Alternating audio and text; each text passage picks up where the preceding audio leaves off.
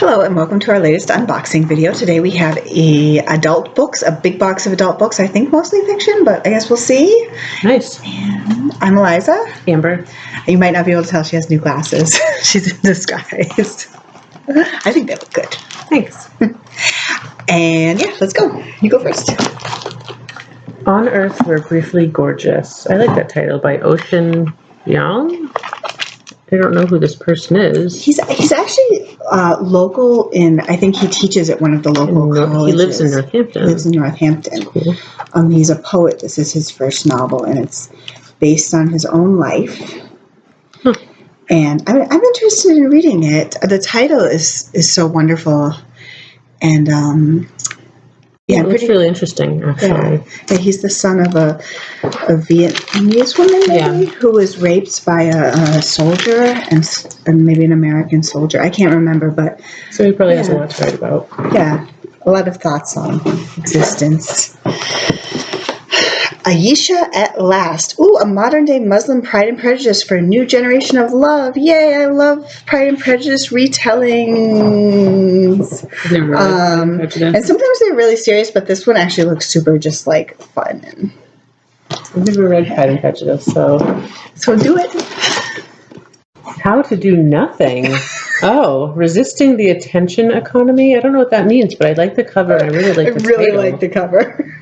Nothing is harder to do these days than nothing. So, I mean, I guess she just tells us how to do nothing. Yeah. I would like that. I was actually just thinking about that because, like, since I've been pregnant, I've just been spending a lot more time just, like, lying down, doing nothing. And it is... force yourself to do that. Well, normally I would, but somehow, like, these days I don't have to as much. Like, it just comes more naturally to me. And you realize how it's something you don't normally do. Like, normally you are always doing something. Yeah. Summer Hours by Amy Mason Doan. And this looks just like a beach read. It just says beach read all over it. Yes. And it's even paperbacky, which I just think is nice for the beach. Let me see if I can... Oh, it takes place in California, going to a wedding. I feel like that's often a theme. Yeah. And there's heartbreak. So much drama at weddings. Yeah. Yes. I mean, there can be. I mean, I've never been to a dramatic wedding, but... Me neither. Clive Cussler and Robin Bursell, The Oracle. Kate Mulgrew, How to Forget. And this is actually Kate Mulgrew's second autobiography. Her first one was called Born with Teeth. And she's an actress. She was like on Orange is the New Black and Star Trek. And this is what she looks like. And the first one was super popular. So I think people will be happy that she wrote another one. I don't think all celebrities or actors can get away with 2 memoirs, but apparently she can. Yes, she has a lot to write about, and I think she's a good storyteller. Ask Again, Yes, by Mary Beth Keane. How Much Can a Family Forgive? It's a novel about 2 families bonding. There's a bond between the children, but then there's tragedy. It takes place over 4 decades, and it's about marriage and forgiveness, and it sounds kind of dramatic. Recursion by Blake Crouch, who writes sort of thriller, sci-fi-ish stuff. I don't really understand. The tagline is like, I don't know. False memory syndrome, a mysterious affliction that drives its victims mad with memories of a life they never lived. But if it's a sci-fi book, what twists and turns? I bet there will be twists and turns. The Body in the Castle Well by Martin Walker. Oh, it's a mystery, a Bruno Chief of Police novel. Aging art scholar, visiting student, haunting echoes of France's colonialist past. Sounds exciting. Almost sounds a little bit like Louise Penny. I don't know. People are always looking for like a really good, solid mystery. I personally am always looking for a good, solid mystery. The Lost Letters of William Woolf. It's got a nice cover with this like little bow on it. And, I feel like I read about this one and I was a little confused because it's about someone who works at something called the Dead Letters Depot. Dead Letters Depot. And they try to figure out like where the lost letters go. But I don't know if that's a real thing or not. I don't either, but it sounds really interesting. Like something you hear about in childhood and you imagine. Mrs. Everything by Jennifer Weiner. What else has she written? She's written a lot of things. She wrote, they made it into a movie with like Toni Collette, In Her Shoes. Yeah. Yeah, I really liked that one. And then, I don't know, she's been writing books ever since. She's written a lot. So, two women grow up in 1950s Detroit.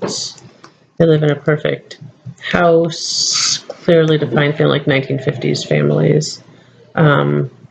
But they both survive traumas and tragedies, and basically just them growing up and going through changing times. She's a really good writer for just like women's lives. The Spies of Shilling Lane. This looks like historical fiction, and by Jennifer Ryan. Who wrote the Chilsbury Ladies Choir, which was really popular here. New World War II tale of a village busybody who resolves to find and then rescue her missing daughter. World War II. We have a few of those, I feel like, in every box. This is the one that you were talking about. Yeah. How to Become a Federal Criminal, an illustrated handbook for the aspiring offender. It's just supposed to be, I think, like a funny book about like all of the weird things that are illegal in the United States. Like, oh my gosh.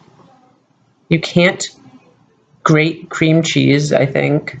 I'm trying to remember from the review, there were so many weird things that are technically federal crimes. And I love that this is like an instruction manual on how to do the weird things. Yeah, like margarine and butter crimes. Fruit and vegetable crimes. Bread and pasta crimes. Not diet crimes. You can't ride a manatee. For instance, that seems like a good law. I don't think you should ride manatees. This just looks really funny. It'd be interesting to think how it would fit into your 4 tendencies display. Amber just made a 4 tendencies display. We love the 4 tendencies. We love the 4 tendencies. You can take the quiz online, and so she did like books for each of the tendencies. So I don't know which tendency. How to become a federal criminal. Like upholders are really good at doing things, so maybe they would want to learn how to do things. But like a questioner would probably be like, how could I? Why are these laws? I think a questioner would be driven crazy by that book because they'd be like, why are these laws? Yeah. A rebel would just be like, yeah, I've already done all these. The new Elizabeth Gilbert, City of Girls. She is the author of Eat, Pray, Love, which maybe somebody on Earth hasn't heard of. And I'm sure there's lots of but this one is historical fiction now. Since then, she's been writing sort of like bigger, thicker novels. This is about a woman who gets kicked out of Vassar College and ends up going to live in Manhattan. It sounds like there's a cast of characters and romance. And she just recently wrote another book. I don't know. I think it was probably popular. Mm-hmm. But it seemed like she took like a long break. You can take your time. Yeah. The Summer of Sunshine and Margot. This looks like another beach read by Susan Mallery. Sisters. They're called Sunshine and Margot. Interesting. Disaster, destiny, This is actually next month's book club book, Bowlaway, which weirdly I ordered months and months ago, and for some reason it never came. So I ordered it again. And it's also a super popular book about a candlepin bowling alley, a woman who owns a candlepin bowling alley, and then dies, and then her son, who nobody's ever heard of, appears up. It's just supposed to be funny, but also like maybe darker comedy. And I don't know, we have a couple candlepin bowling alley. It's a very like New England thing, so I think people around here will be excited about it. Yeah. The Island by Ragnar Jonasson. This reminds me of Shutter Island, like the kind of a creepy. That movie was so creepy. Island thing. A small group of friends go for a weekend to an old hunting lodge. Like naturally, it's isolated, cut off, blah blah blah. Oh, and someone dies. That's like the perfect premise for a movie, like the cut off, isolated place, and then somebody dies, and it's like an Agatha Christie. It's fun. I mean, not to be a character in the book. No, not to be a character. That wouldn't be so fun. Range, Why Generalists Triumph in a Specialized World by David Epstein. I think I might have read like a nonfiction article version of this book or something, but basically he's arguing that in the past, lots of times like athletes and artists and musicians and scientists and doctors were sort of encouraged to like also learn to play instruments or like do multiple skills, and now partly just because of like the intensity of like PhD programs and stuff, it's like really focused on one thing, and that actually is not good. So we shouldn't focus on one thing? Yeah, you should learn different things. Cool. I think I'm all about that. Yeah, I'm all about that too. It's funny that the person wrote such a specific book, though. David Epstein. I don't know. I feel like I hear him all the time, but I don't know. He must just be a journalist. So it's like having like kind of shallow interest in lots of things. Yeah, or even just like developing other like painters who also play musical instruments, or like Einstein wrote poetry, I think. Jane Green, The Friends We Keep.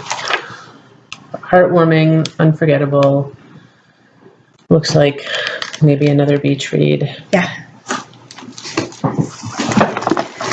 The Fate of Food. I just listened to the Fresh Air interview with her, and it said, what we'll eat in a bigger, hotter, smarter world. And basically looking at global climate change and how that's going to affect food supplies, and then some of the things we can do to reinvent the food system. So My that we still assumption have is food. less animal-based product. I think she talks about now they're growing like cells and making them into meat. I think, there's like a name for it. I feel like I've heard about that also. It freaks me out a little bit. Yeah, I don't know what it's called, but yeah. And she also talks about like indoor air farms or something. I can't remember. There's a lot of stuff, but I think that's really interesting, and it's going to be important. And I like that it's sort of positive, because as our viewers probably know, we have like the end of the world. About There's how no stopping it. About how we're all going to die. So right. Really, no stopping it. Like, what do? You read Tom Clancy's Enemy Contact. That's what you do. The world is ending. You just want to forget things.